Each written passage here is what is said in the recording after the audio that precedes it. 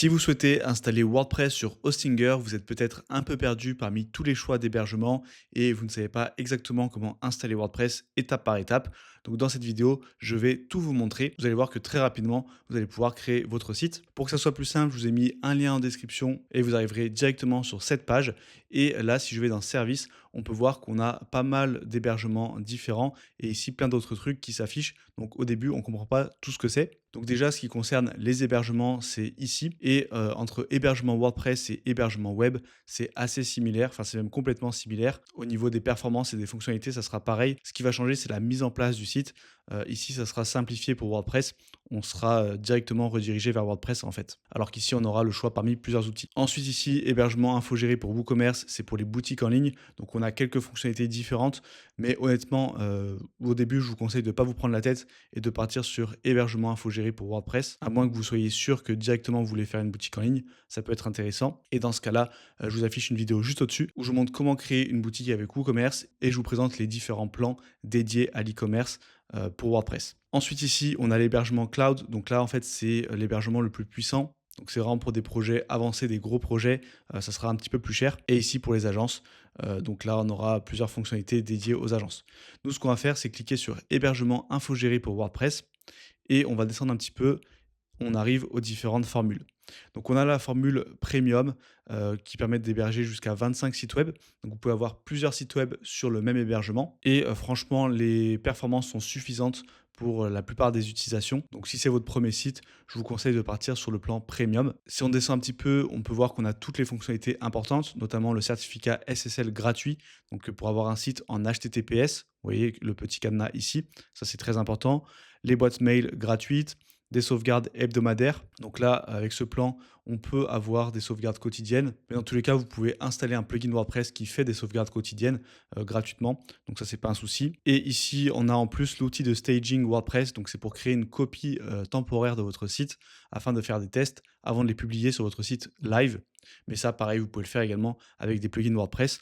En fait, là, c'est juste si vous voulez pas vous prendre la tête, que vous voulez utiliser certaines fonctionnalités qui sont déjà intégrées et avoir aussi des performances un peu plus optimisées. Donc moi, je vais choisir le plan Premium, je vais cliquer sur Sélectionner.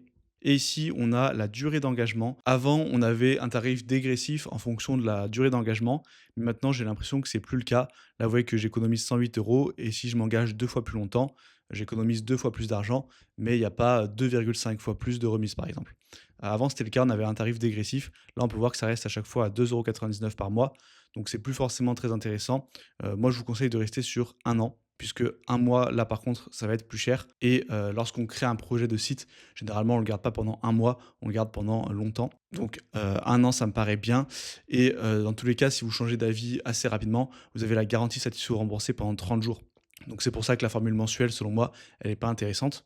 Et en plus, là, avec la formule un an, on a le nom de domaine gratuit qui est offert la première année, donc c'est-à-dire l'URL de notre site. Et vous pouvez également rentrer un code promo, donc le code EasyWordPress. Vous faites appliquer et vous allez avoir une remise supplémentaire, donc moins 10% supplémentaire. Donc vous voyez que pour 2,70 € par mois, vous avez votre site, ce qui est un hébergement avec un très bon rapport qualité-prix. Ensuite, on va cliquer sur continuer. Ici, je vous laisse remplir vos détails de facturation, donc le prénom, le nom, l'adresse, c'est facultatif. Ensuite, vous cliquez sur continuer. Là, vous payez soit en carte bleue, soit avec une autre méthode de paiement. Et vous cliquez sur soumettre le paiement et on se retrouve juste après. Une fois que vous avez validé votre paiement, vous allez vous retrouver sur cette page. C'est ce qu'on appelle l'onboarding. Donc c'est la phase d'installation de WordPress sur l'hébergeur. Peut-être que juste avant, vous aurez une question du style est-ce que vous souhaitez créer un site web ou bien migrer un site web? Du coup, si vous souhaitez créer un site de zéro que vous n'en avez pas encore, vous allez sélectionner créer un site web et vous allez arriver sur cette page où là, on va définir les identifiants de connexion à WordPress. Par défaut, ça va reprendre automatiquement l'email que vous avez utilisé pour créer votre compte Hostinger et ça va vous générer un mot de passe en automatique. Vous voyez que là, je peux en générer d'autres si je le souhaite. Ou alors, vous pouvez bien sûr mettre le mot de passe que vous souhaitez, mais il faudra que ce soit un mot de passe fort qui respecte ces différents critères. Une fois qu'on a fait ça, on peut cliquer sur suivant. Et ici, on me propose de créer un site web avec l'IA, soit un site web prédéfini, donc un modèle qui est déjà créé, ou bien ici, un peu caché, eh bien, créer un site vierge de zéro. Sur le papier, créer un site vierge, ça paraît pas très intéressant. C'est sûr que c'est plus sexy de créer un site web avec l'IA ou un site web déjà fait. Mais en réalité, si vous n'avez pas d'expérience avec WordPress, même si c'est contre-intuitif, je vous conseille de créer un site vierge dans un premier temps, puisque avec ces solutions, ça peut pourquoi pas faire le job si vous souhaitez vraiment un site très basique, que vous n'avez pas d'attente spécifique. Vous pouvez prendre un modèle qui vous convient et juste le personnaliser. Mais si vous voulez quelque chose vraiment à votre image, que vous avez quelques attentes spécifiques, eh bien, lorsque vous partez sur un modèle ou quelque chose créé avec l'IA, ça va générer un site de base. Et le problème, c'est que vous allez être un peu dépendant des réglages qui ont été faits par défaut, puisque vous ne maîtrisez pas WordPress. Donc, vous ne savez pas où aller pour modifier telle section, par exemple, ou pour modifier tel bouton, telle couleur, et vous allez vous retrouver un petit peu perdu. Donc, moi, ce que je conseille aux débutants, c'est plutôt de créer un site vierge. Certes, la courbe d'apprentissage va être un peu plus longue. Pour avoir le premier résultat, ça sera un peu plus long. Mais une fois que vous aurez ce premier résultat, vous serez totalement indépendant. C'est vous qui avez fait chaque réglage, donc vous savez à peu près comment les retrouver et comment remodifier votre site par la suite si jamais vous changez d'avis. Et vous serez beaucoup plus libre sur le long terme. Donc je vais créer un site vierge. Ensuite, ici, on me demande le nom de domaine, c'est-à-dire l'URL de mon site. Et vous aurez un nom de domaine gratuit la première année. Ici, vous avez juste à chercher le nom que vous souhaitez. Moi, imaginons que je veux Easy WordPress formation.fr. Bon, là, ça serait un peu trop long pour un nom de domaine, mais vous voyez qu'il est disponible. Donc, je vous laisse choisir votre nom de domaine gratuit. Moi, ce que je vais faire dans cette vidéo, c'est utiliser un nom de domaine temporaire, puisque ça sera juste un site de test. Et voilà, j'ai WordPress qui s'installe. On a juste à patienter quelques minutes et on va être redirigé vers le tableau de bord. En attendant que ça s'installe, vous pouvez cliquer sur le premier lien en description et obtenir gratuitement la boîte à outils WordPress. C'est ma recommandation personnelle d'outils et plugins pour créer un site professionnel avec à chaque fois une vidéo dédiée où je vous présente l'outil en question. Si vous êtes débutant, vous allez découvrir beaucoup de ressources qui vous seront utiles pour créer votre site. Donc je vous conseille de cliquer sur le premier lien en description. Vous avez juste à entrer votre email et je vous envoie la boîte à outils. Et voilà, on est redirigé vers le tableau de bord WordPress. Ici, vous voyez que par défaut, j'ai un plugin Hostinger qui est installé. Si je veux l'enlever, je peux aller dans Extensions, Extensions installées. Et ensuite, désactiver tous les plugins Hostinger. Moi, c'est ce que je fais généralement, puisque je ne me sers pas des fonctionnalités qui sont ici. Donc là, on va désactiver. Et ensuite, on va venir supprimer.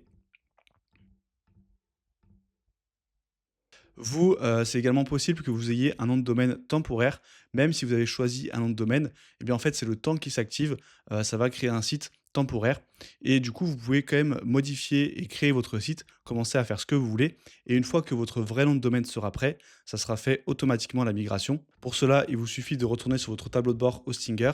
Vous allez sur hostinger.fr et vous faites connexion. Vous vous connectez à votre compte.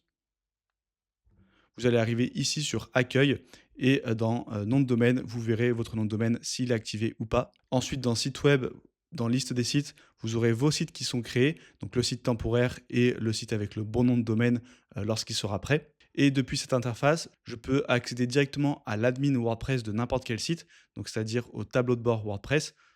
Voilà, j'arrive sur cette interface. Et sinon, je peux également aller dans Tableau de bord. Et là, on arrive dans des outils Hostinger. Je ne vais pas tous les présenter dans cette vidéo, mais vous pouvez par exemple créer une boîte mail ici. Vous pouvez accéder à vos sauvegardes et même des outils un peu plus avancés, par exemple le gestionnaire de fichiers pour accéder à tous les fichiers WordPress. C'est utile si vous voulez modifier du code ou même accéder à la base de données. Mais là, c'est vraiment plus avancé. Si vous voulez apprendre à créer un site WordPress de A à Z, je vous affiche une formation gratuite et complète. Et je vous invite également à télécharger la boîte à outils WordPress en cliquant sur le bouton juste en dessous afin d'avoir tous les outils et plugins pour créer un site professionnel.